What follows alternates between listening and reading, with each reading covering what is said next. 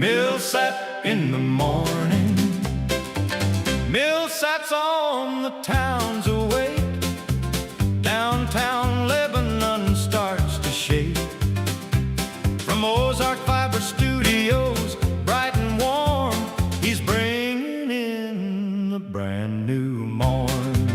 On Lebanon, now your hometown friend, where the stories start and the mornings begin. A little town talk, a little hometown swing. Wake up with Millsap in the morning. From the brick on Commercial to Old 66, he's got... Live from the Ozark Fiber Studios, it's Millsap in the morning, 11 and now. And it is April 8th, and it should be a great day in Lebanon. Sunny with a high in the mid-70s, winds out of the south, 10 to 15 miles per hour, with gusts up around 25. Hey, tonight, mostly clear and a low of 53. It's 55 here in Lebanon. We got a great show ahead. Mr. Yellow Jacket is with us this morning. City Council member Bob Garner is with us in the Ozark Fiber Studios. Welcome to Millsap in the morning. Thanks for having me, David.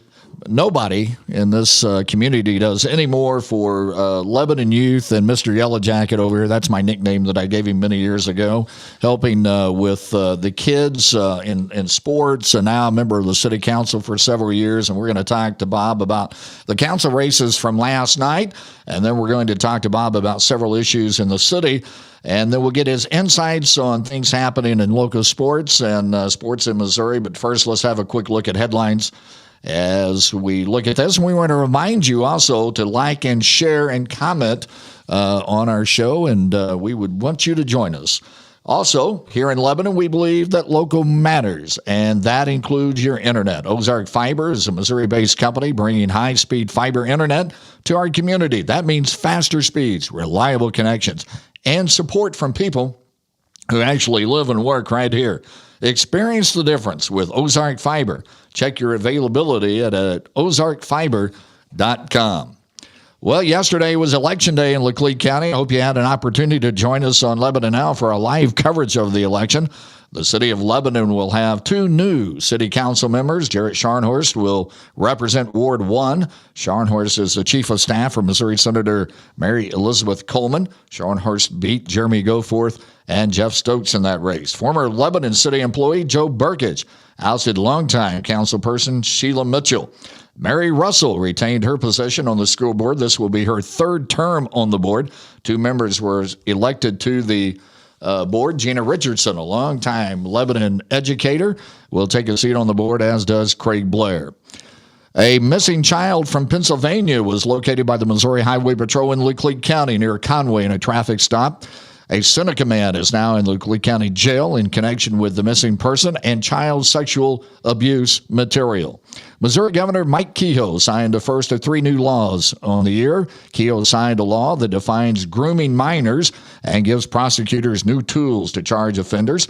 The law also mandates human trafficking training for law enforcement and criminalized using private sexual-related photographs for blackmail. The governor also signed a law that allows pregnant women can get a divorce. That new law erases a prohibition of women divorcing while pregnant that's been on the books since the 1970s. Splashdown in the Pacific, 2 days away. Artemis 2 is en route back to the Earth. The capsule will aim for a splashdown near San Diego on April 10th, 9 days after the Florida launch.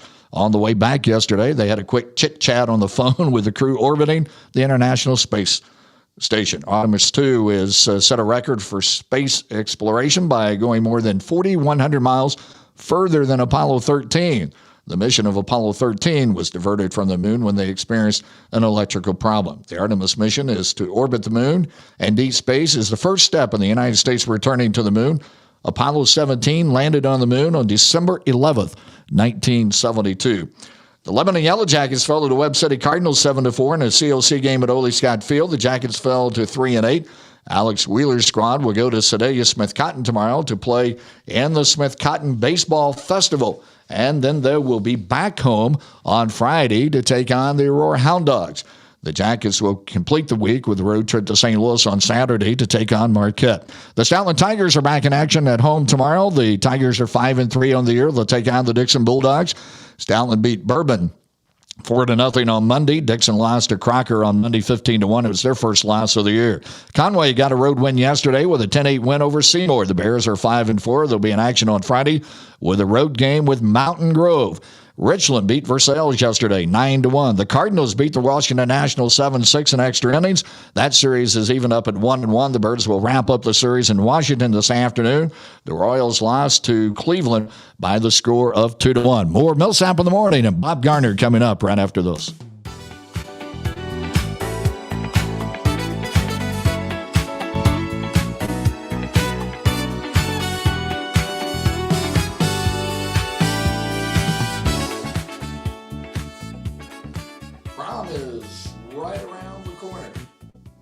Scott Event Rentals, the perfect way to make the night even more memorable. Their custom photo booth experience includes unlimited digital photos, prom-themed templates, and fun setup options from open air to lighted inflatable booths.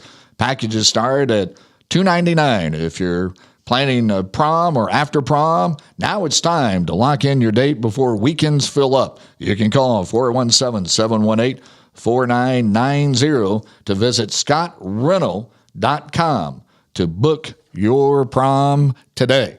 You remember prom in your day, Bob? I do. You know, I talked about that with our first guest that we had on Millsap in the morning, and that was Taylor Howe. And I told him I can remember going to the prom in a powder blue tuxedo with the fringe. You probably had similar experiences with that. I did have a powder blue. My junior year. That was kind of the thing. Nevada, Missouri. You are a Tiger, a Nevada Tiger. I think that people would be surprised that you were not an original Lebanon Yellow Jacket. I was not. I moved here in 1976. Ken Quinn sent me here to take over a Metropolitan Life Agency, and I didn't know anybody. Let's talk business for a little bit, and we're going to get to talk about some fun things as well, but want to talk about the city council race. You've been on the council now for a number of years. You got a couple of new people that are going to come on to the council. If they came to you today and said, hey, Bob, what would be the best advice, what would you give to them? You got to be open-minded and do your homework. We have work study sessions, and that's where most of the stuff happens before we ever vote on it on council night. But when I first got asked to be on the council, Charlie Brown told me, he said, you only meet twice a month, Garner. That's all you're going to meet. Well, I found out that was not true. But we've got a great council right now. The city is doing well. Change is always good. And I think the two new members will do a good job. And I think they'll be an asset to the city council. We're lucky to have Mayor Carr. He has done an incredible job as mayor. Troy Schulte is our city administrator, has been a great addition. So things are going good right now. It was not that way when I first got on. No, and that's one of the things that even in the notes that I've got here is to talk about how well the city is going. I mean, it's just a good feel, a good vibe about the city. I think Missouri's unemployment rate's right around 4%. Lebanon's unemployment rate just a little bit below that. The things that have gone on downtown and kind of how that has changed over the last 5 or 6 years. We've seen new businesses come into town. As a council person, I would think you have to just be swelled up with pride about the way things are going. You know, it is. We get people come in from out of town, friends of mine, or you meet somebody in a restaurant or something like that, and they're so impressed with our city, the streets, the park system. We get a lot of people that come in on the weekends and play baseball here and softball. And we're very, very fortunate here in Lebanon to have the park system that we have. John Shelton and Elliot do a great job with that. But not every community has that, and it's really nice. And you know, their streets are doing great. Building more and more sidewalks for people. That's one of the things when we've put out the city survey that people wanted. They wanted streets fixed. They wanted sidewalks, and we can't do that if this transportation tax doesn't pass this next time. And it's not a new tax. It's just a renewal. And that's the one thing that we have to get out to the people, because when you say tax, they automatically think we're going to raise taxes, and we're not. It's just a renewal of what we've already got going, and that enables us to do these things with the streets and the parks and things. So, And, we had the city manager on last night during our election coverage, and I don't know if you got to watch any of that, but very impressed with the way that he handles questions. And we've been very blessed, I think, over the last several years about who we've had as city managers here. And they've been able to come from Kansas City and really kind of pick up and get that feel of a small town. And if you look at Missouri, we're probably more medium-sized than we are small now, but we still have that small-town feel, and we don't want to lose that. And they've come in from Kansas City, moved in here, and just become part of the community. They have, and Mike actually worked under Troy up in Kansas City, and so when he left to go to St. Joe, Troy was getting ready to retire in Kansas City, and he said, "Hey, you ought to look at Lebanon because Troy's got a place up the lake, and it was a perfect fit and a great fit for us." He's so open-minded. His door's always open. He returns your phone calls. He's really very accessible, and I think that's important. And brought from Kansas City. Do you have anything to do that? Because I know you're a big Chiefs fan and a big Royals fan. I am. You just, yeah. So, we weren't going to get a guy that was a Cardinal fan. We were going to get a Chiefs and Royals guy. Probably wouldn't have got my vote. But, but no, he's and he is a big Royals and Chiefs fan. And he's probably more laid back than Mike was. But the employees like him. The department heads like him. And that's important.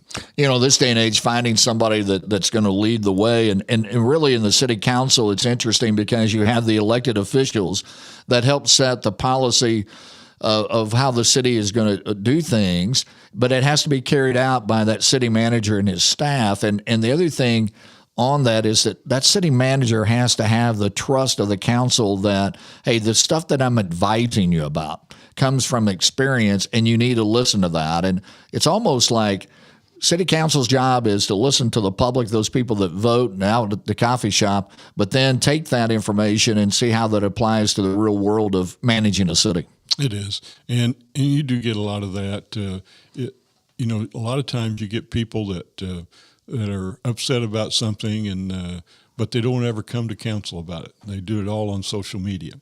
And we have every council meeting, the first thing we do after the pledge and the prayer is have open comments.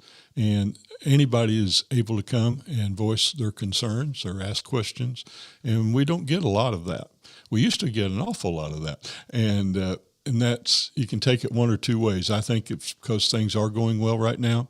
There's nobody with an agenda on city council. Everybody's open-minded and wants whatever's best for this city. And I love this city. I love our school system.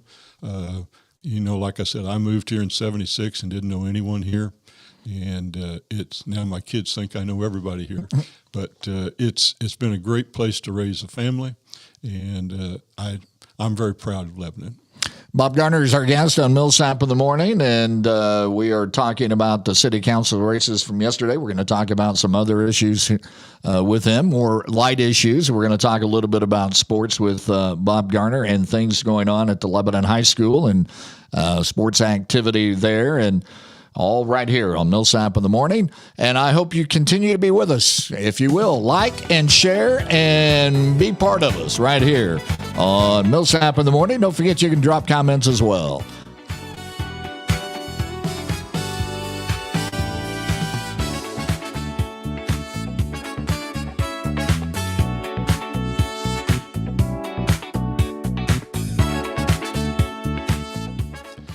Well, Bob Garner, how did you do in your bracket in the NCAA? Well, it started off slow and then tapered off, but I did end up with two of the Final Four. I had Connecticut and Michigan, but I had UConn winning it all. I'm a big Hurley fan. I do like him, yeah. He's a great coach, and you look at what he's done with that program and been there the last several years, and he's just a good coach, and seems these kids really love playing for him. Well, I was doing really well. I was involved in two brackets, and I was at the top of the brackets until UConn hit the half-court shot, and then I pummeled from that point on, and didn't do as well, but a lot of fun. I noticed that the television ratings surpassed what they've been in the last few years, which for the NCAA has always been very high. There's a lot of people that get involved in that, even if you don't know anything about sports or basketball. People get involved in those brackets. They really do, and it's a fun time. My oldest son, Scott, is a huge Duke fan, and one of his great memories, Tyus Edney driving the length of the floor and beating Mizzou. But he loves the Final Four, but he's a huge Duke fan, and I know he was just heartbroken over them not holding on to the ball. Let's talk a bit about the NCAA. A lot of things going on there with the NIL money and all that type of thing, the name and likeness and image thing that's going on. A lot of money now thrown out. You're a big booster at Missouri State. They've joined Conference USA. That first year in this conference has been very good to them. It has, and the Bears have shown that they belong there, and that our hope is that someday we won't be just a mid-major, that we'll be able to move on up and people won't use us as a stepping stone. They'll want to stay at Missouri State. Coach Petrino kind of turned things around in football. His son-in-law, Ryan Beard, did a great job before he moved on to Coastal Carolina. And I got to meet the new football coach a few weeks ago, Casey, and he is a very, very intelligent, smart young man, and I think he's got a great track record. And I think he'll do great things at Missouri State. All comes down to money. It really does come down to money. And in fact, President Trump had an executive order that he issued last week, and he called it for an urgent action to save college sports. And that is to start having some intervention regarding the money that's going into college athletics. And that's always been big. I mean, there's always been money in college athletics. There's always been cheating in college athletics and money being passed when it probably shouldn't. But I just don't see, even though if you look at the television ratings, which are huge now for college athletics, I don't see this as being a good thing.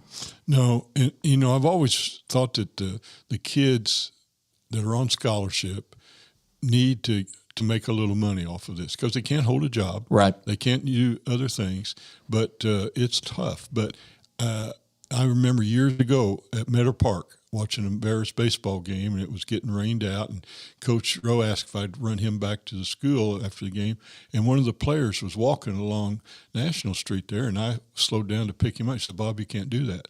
You're a booster." And I said, "You're kidding." He said, "No, you can't do things like that." And now all the things that coaches got fired for and put, is all legal now. And I think the transfer rule is terrible. I think that if a kid signs somewhere, he should stay there unless the coach gets fired or coaching change, then he should be able to move too. But to be able to change, some of these kids in the NCAA are playing for their fifth and sixth schools, and they have they can get 7 years eligibility sometimes, and I think it could transfer once and that should be it. But I don't see that changing right now. I think I read the other day the University of Tennessee women's team right now has no players. They've all entered the portal. So all that recruiting effort that you go out and try to find somebody and develop them, then they start looking for the big money. And I heard Coach Saban say the other day that one of the reasons that he got out, Nick Saban at Alabama, was that it used to be I'd go talk to a recruit and his parents wanted to talk about their education, wanted to talk about you taking care of them. Now it's all about how much money are you going to pay. Right. It is, and so many of the older coaches have left. Coach K left, Saban left. It's just sad now because you can't. You very seldom recruit a high school senior anymore. Right. And that's sad for the kids. But it's all about the money and what have you done for me lately? And we're talking about big money. So the folks that don't follow sports, now they're paying college athletes $1 million plus to play at the university. And so it's just we've reached a really odd state. And then for colleges like Missouri State that you're tied to, they develop a player and they're going to go someplace else. And it's all that time and effort put in place. But on the other side of that, On the other side of that, I'm okay with the idea, and I always thought, if I had Reagan McCowan or Kelsey Winfrey to want to do a commercial for me for whatever I may have been involved in, let's say I wanted them to do a political ad for me, or if I had a car lot do an ad for me, I should be able to hire them to do that. But they were restricted from doing that. They are, and it's a shame because you get those kids that are struggling. They work so hard at athletics.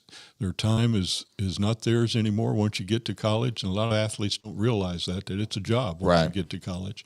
And so it's a shame, and they should be able to make some money off of that, and I'm all for that. But the transfer rule is what I have more problem with. And then I have a problem with coaches, and we saw this in the NCAA football at the end of the year when the playoffs started, with coaches that would leave right at the end of the regular season and take another job. Lane Kiffin did that at Mississippi, went to Louisiana State chasing the money. So it's hard for the coaches to sit there and complain about these players chasing the money when they're doing the same thing. And I wish President Trump would call me more often. I would have said, let's put a stop to that as part of this, is that, hey, until the playoffs are finished, no coach is allowed to move. I totally agree with that. I think that would be a great plan. And your university spends so much money with these coaches and with the programs and with the fans and trying to build programs. And then when somebody like that just takes off as you're in the playoffs, that's just not right. And but it's we've created our own monster. Loyalty is not what it used to be. No way. And no way is that. Let's talk real quick on the kind of a loyalty issue, but you're a big Kansas City follower of both the Royals and the Chiefs. The Chiefs are moving to Kansas, and the Royals are still looking for a home, and some of their options is starting to kind of fall apart. I think Clay County now is out. Kansas is out of the race, I think, for the Royals. They're looking maybe at going downtown. First of all, what was your thought about the Chiefs moving to Kansas? Well, I think that they're still. It's not like they moved away. Yeah. They're 20 minutes from where they were, and it's. I think Kansas City County Commissioners did a very poor job of developing around Arrowhead Stadium.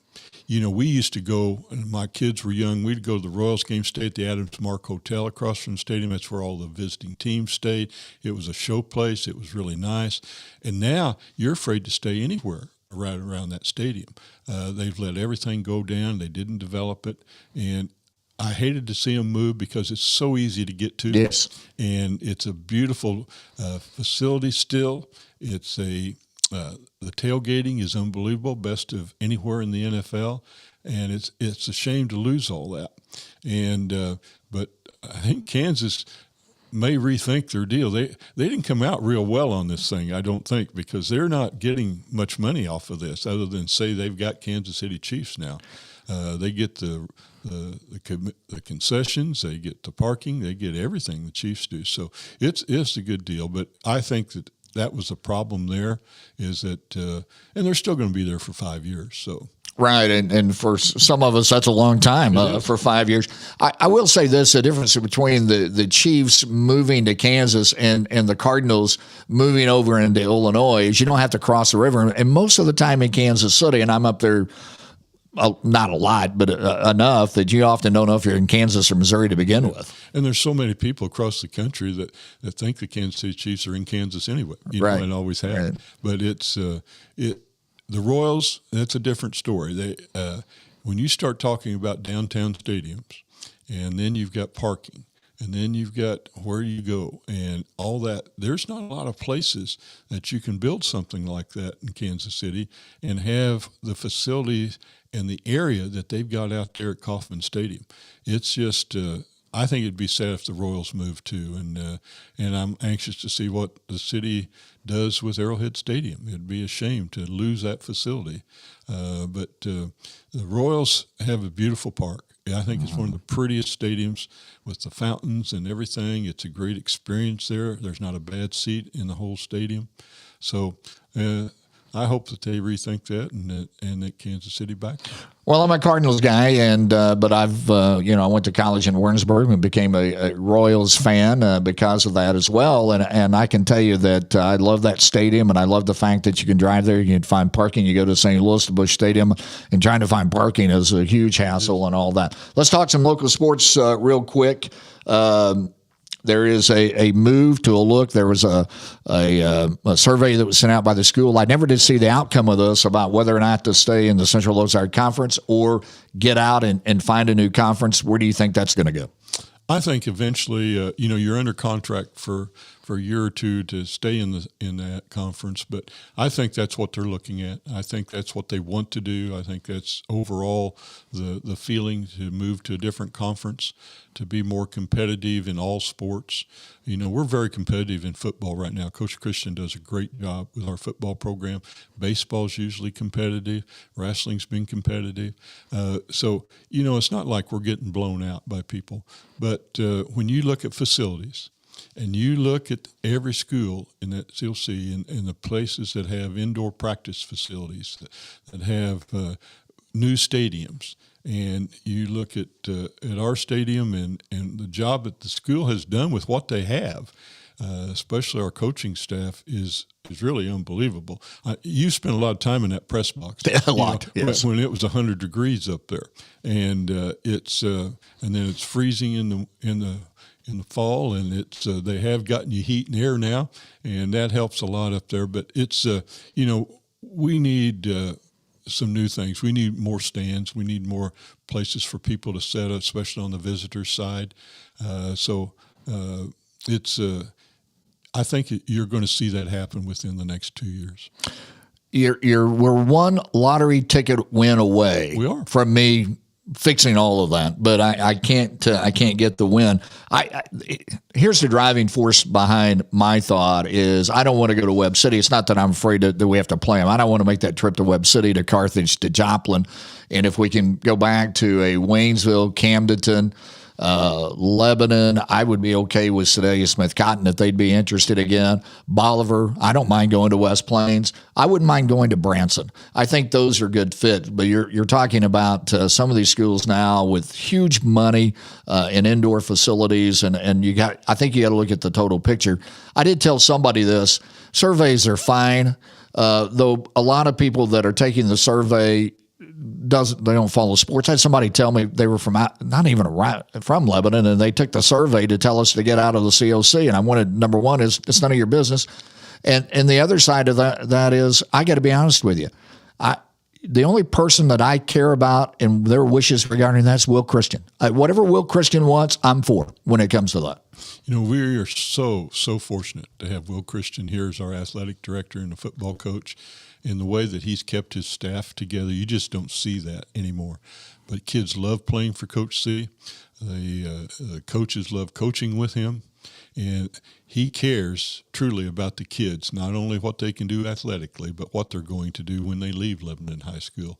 And it's so funny. You'll be out eating somewhere, and somebody will come up to us and say, "Hey, Coach," and I get that a lot with Plasmar. He and I go a long way, and Plaz is getting where, help me out, and because he's got kids playing for kids that he had. Oh yeah, it's a good feeling. But Coach Christian I just can't say enough nice things about him, and we've become good friends, of course, and I think a lot of him, not only as a coach but as a man. Here's my advice to the new school board members: listen to Coach Christian. Hey, we've got more coming back with Millsap in the Morning, right?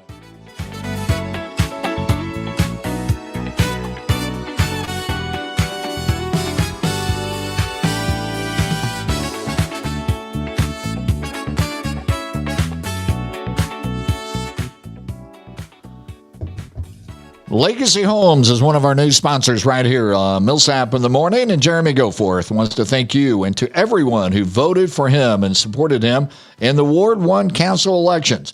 Congratulations to Jared Scornhorst. You will make a great council member. That is why I like Jeremy Goforth. He's a former Lebanon Yellow Jacket athlete.